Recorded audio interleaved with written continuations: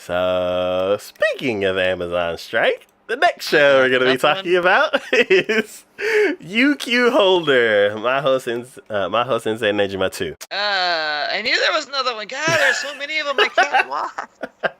So, distribution aside, this show is actually really cool. The animation is very nice. Some of it reminds me of whoever did Working, because in part of the intro, do you remember any of the Working intros, or did you not even watch them? I vaguely remember the Working intros. Yeah, so I think they had like the yellow diamond that had Working on it with the fork and the spoon.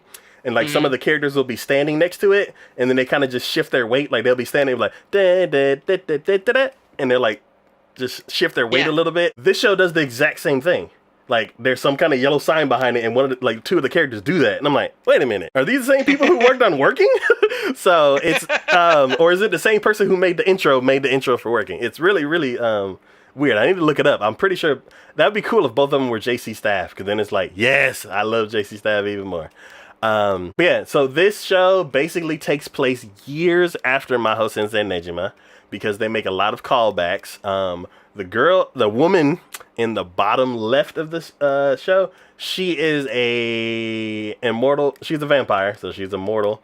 And in Nejima, she was like an 8-year-old little girl, and she looked like an 8-year-old little girl, but she was probably like 900 years old. And in this show, she uses some kind of magic pill to like up her age. And she was an instructor at this one school, and she's basically hiding out because people are after immortals. And she was kind of laying low, taking care of Nejima's grandson, which is the main guy in the middle leaning towards the other guys. He's just like the rambunctious main character. Like, he's like 14, so he's like wild and crazy and stuff like that. Sometimes he's about boobs, sometimes he's not. This show's Nejima, so of course there's a lot of fan service and stuff like that in it. But some of it's funny, and some of it I'm like, I'm over that kind of stuff. So as far as that goes, I'm like on the fence. The action is really nice. There was one scene where the bad guy just kind of showed up, and he's like, hey, I'm the bad guy. Slice everybody into pieces. And I'm like, what the hell? And like, there's like chunks of bodies flying all across the screen. And I'm like, what is up with this season? And like, just violence and gore. So, they both just happen to be immortal, so they didn't die from it, but some of the fights are very shocking. The action is really cool. At one point, one scene, it turned into Dragon Ball Z, where like the two characters are like punching each other and like just kind of spinning around in a circle. And I'm like, why are y'all punching like Dragon Ball Z? I'm like, we've moved on. That was 30 years ago. Or 20 years ago. Yeah. So, for the most part, it's really cool animation, really cool fights and everything. But every now and then they gotta kind of stop and like go to a hot spring and throw some little ecchi in there because it's Nejima. The main character is basically trying to go to this tower. That's another theme for this season. It's like all these sky towers.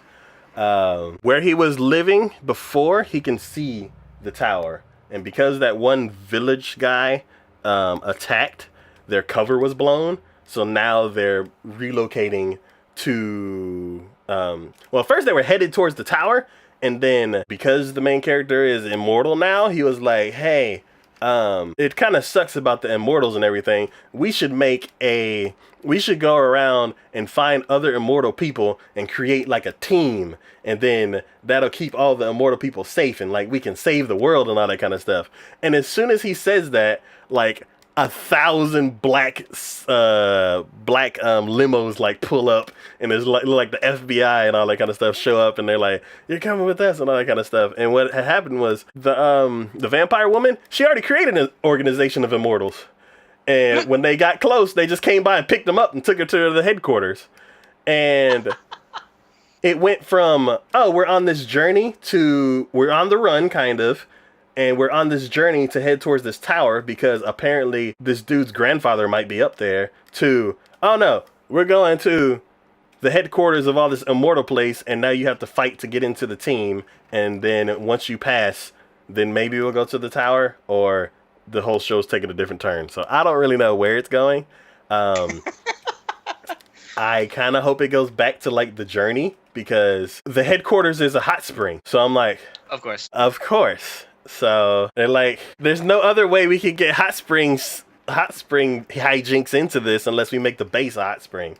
So I kind of hope we like go back on the journey, because we're in the den of the boobs now. So I like that. I like that. The den of the boobs. I like that. So yeah, there's a lot of like really cool, promising things about this show, and I hope we go back to like the journey, because right now he has to qualify to be part of the team, and then hopefully the team moves out, because we're just kind of just stuck in this spot right now. But yeah, Stuck in den of yeah.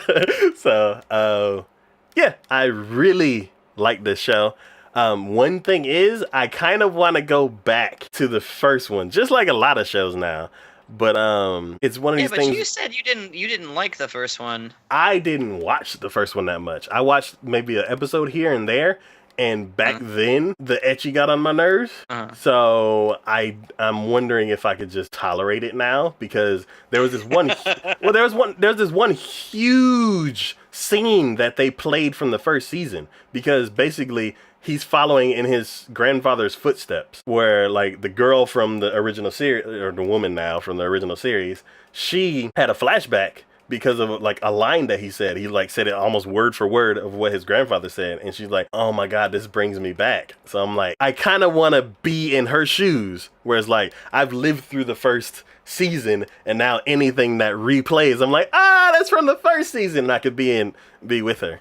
So right now I feel left out whenever they do that. So it's definitely something you want to continue watching, though. Yes, I will definitely put it on hold for now, and then whenever my backlog show rolls around, I'm gonna go ahead and watch it. So and then she's like, "Can we eat this?" And I'm like, "No, don't eat that." I'm like, "It's yellow. Fishes aren't supposed to be yellow." But it just seems like the more I was watching, I just started grinning more and more, looking at it, going, oh my god, this is like they just took all things